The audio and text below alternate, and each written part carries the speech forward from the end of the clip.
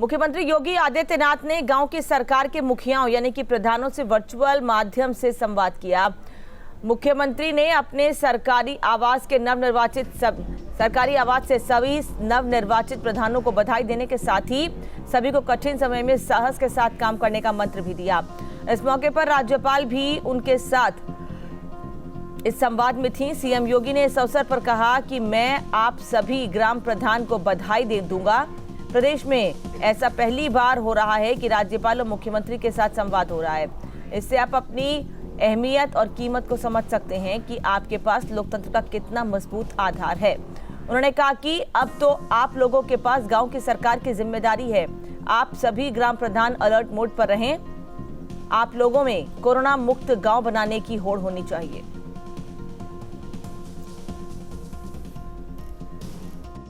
मेरी आप सबसे अपील है कि निगरानी समिति के अध्यक्ष के रूप में हमें गांव में हर दूसरे तीसरे दिन स्क्रीनिंग का कार्य, एक एक घर में जाकर के सर्वे करना, पूछना किसी को।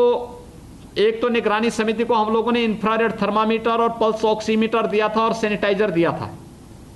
निगरानी समिति के प्रत्येक सदस्य के पास मास्क भी होना चाहिए, ग्लव्स भी होना चाहिए। गांव में जरूरतमंदों को अगर हम लोग महिला स्वयंसेवी समूह के माध्यम से मास्क उपलब्ध करवाने में भी योगदान दे सकें, आप प्रशासन से ही मांग सकते हैं, ग्राम पंचायत की तरफ से भी आप इसको उपयोग कर सकते हैं। तो हर व्यक्ति को ये आदत डालना पड़ेगा कि मास्क जरूर लगाएं।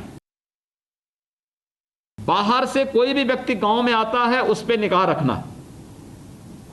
उस व्यक्ति के लिए पहले गांव के बाहर ही पंचायत भवन में या विद्यालय में रहने की व्यवस्था, खाने की व्यवस्था करना, उसकी प्रॉपर जांच करवा लेना।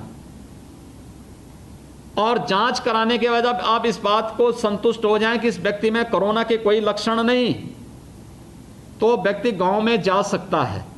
अन्यथा आपको गांव में पूरी सतर्कता बरतनी पड़ेगी। अब एक प्रतिस्पर्धा होनी चाहिए, कंपटीशन होना चाहिए कि मेरा गांव कोरोना मुक्त गांव।